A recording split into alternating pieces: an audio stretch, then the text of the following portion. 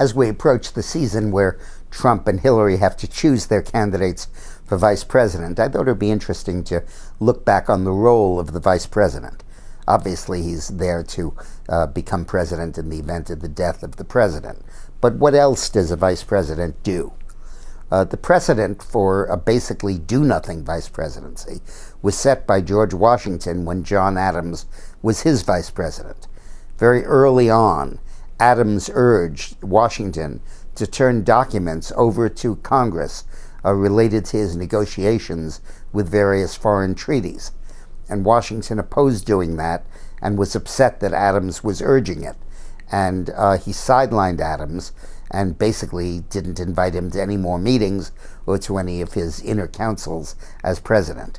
And that precedent remained in force continuously for the vice presidency, really up until the vice presidency of Richard Nixon in 1952.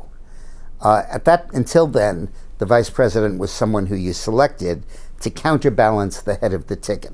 If the head of the ticket was a liberal, the VP was a conservative, northerner or southerner, eastern, western. And it was used to balance the ticket, in particular the Republican Party. If one was from Ohio, the other was from New York. But the vice presidency evolved under Richard Nixon in 1952 when he became Eisenhower's vice president as an attack dog. And he became basically the one who spewed negatives against the Democratic Party. And that became the lamentable role, but the essential element of a vice presidential candidacy, all during the 50s, 60s, 70s, and into the 80s. The role of the vice president changed significantly under Jimmy Carter. It was perhaps his most important contribution to American governance. Walter Mondale, his vice president, was admitted to all of his deliberations and became a key element and ingredient in Carter's decision-making process. And when Mondale ran for president in 1984, having left the vice presidency when Carter lost in 1980, he was well equipped to run for president because he had, in fact, been the assistant president. Reagan used Bush Sr. in much the same way. Bush tried to use Quayle in that way, but he really was eclipsed because he really didn't measure up. And then when Clinton took over, he used Gore absolutely as his chief of staff.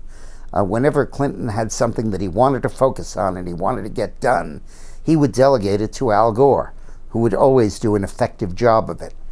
But once Gore did that, that field was part of Gore's turf, and Gore had to be consulted on any subsequent action within his field of turf. And he was very conscious about defining it.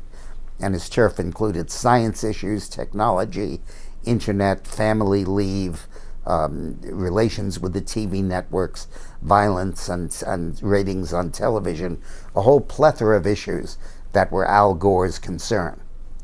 As nearly as we can determine, in the Bush 43 presidency, Cheney assumed a very major role, some would say the dominant role, in the formulation of foreign policy under Bush. And clearly Cheney led a group of people called the neocons, who worked hard to promote American involvement in Afghanistan and Iraq in response to 9/11. It's too early to get an inside track on what Biden's role has been with Obama, but it clearly is an intimate role, and it clearly is one of great involvement. So the vice president has really matured into the role of the president's alter ego, the president's chief of staff, the go-to guy when he needs something to get done. And it's quite an evolution in the office, and it's become terribly significant now. These and other insights are in a new book that Eileen and I have just finished writing that is available right now on Amazon.com. You can order it and get it in the next few days. It'll be in the bookstores on June 28th. It's called Armageddon, and the subtitle is How Trump Can Beat Hillary. Pick it up. Think you'll enjoy it. If you click on the link that's attached to this video, it'll connect you with Amazon, and you could go ahead and order this book. Thank you.